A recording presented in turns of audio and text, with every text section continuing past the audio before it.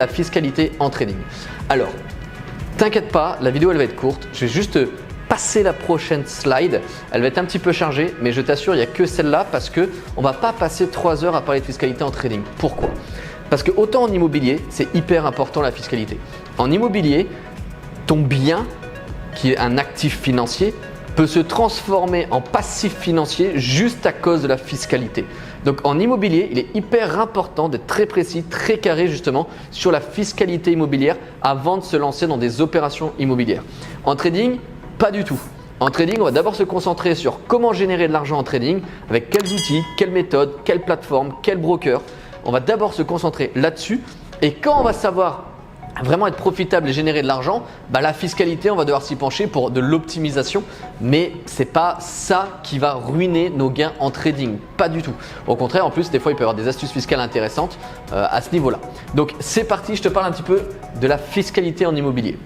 Donc, on a le trader amateur versus le trader professionnel. Ce qu'il faut comprendre, c'est que le régime fiscal va être différent selon si l'on est un trader professionnel ou si l'on est un trader amateur, dit occasionnel.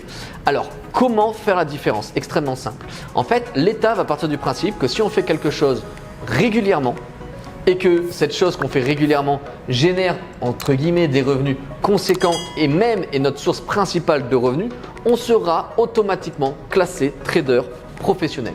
En revanche, si c'est une activité occasionnelle, que nous ne faisons pas ça régulièrement et que ça ne représente pas notre source de revenus principale, on sera considéré comme un trader amateur. Donc le trader amateur n'a pas besoin de créer d'entreprise. Il est imposé sur sa tranche marginale d'imposition au titre des bénéfices non commerciaux. Donc rappelle-toi, si les bénéfices non commerciaux c'est quelque chose qui ne te parle pas, ne t'inquiète pas, il y a une vidéo qui va te parler du taux marginal d'imposition, qui va te parler des prélèvements sociaux, qui va te parler de fiscalité qui arrive là prochainement dans la chaîne. Donc les moins-values par contre, ça c'est quelque chose d'important finalement, si tu réalises des pertes au cours de ton année de trading, elles peuvent être reportées sur 10 ans. Donc ça c'est génial, imaginons en 2022 tu perds 5 000 €. Mais par contre en 2023 tu gagnes 5 000 €, et en 2023 tu ne seras pas imposé sur tes gains de 2022. Donc ça c'est plutôt une bonne chose. Je t'ai mis au passage justement la déclaration de revenus du formulaire 2042. Voilà, ça peut t'intéresser. Par contre, le trader actif aura pour sa part de grandes chances d'être considéré comme un professionnel par l'administration fiscale française. Donc lui, en revanche, il va devoir créer une entreprise. Donc soit une EI, une SAS, une SASU, une SARL, peu importe. Il va devoir vraiment créer une entreprise. Et son statut sera celui d'un travailleur non salarié, donc comme un indépendant. Et il sera donc considéré comme un professionnel dans la mesure où le trading est son activité principale. Et ça donc tu l'as bien compris.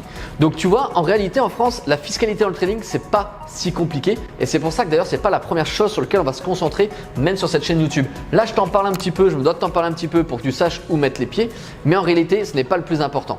C'est vrai que je ne t'ai pas précisé, mais du coup, il en va de soi que si le trader professionnel est en société, il aura donc l'impôt sur les sociétés. Donc, suivant le régime fiscal donc, dans lequel il est avec le statut juridique de son entreprise, bien entendu. Merci à toi d'avoir regardé cette vidéo jusqu'au bout, j'espère qu'elle t'a plu. Si tu veux apprendre à me connaître davantage, n'hésite pas à regarder cette vidéo qui s'affiche pour en apprendre un petit peu plus sur mon parcours. Et n'oublie pas non plus de regarder dans la description, de temps en temps, je te mets des petites offres, des petits cadeaux justement qui sont totalement offerts. Je te dis à tout bientôt dans la prochaine vidéo, ciao ciao.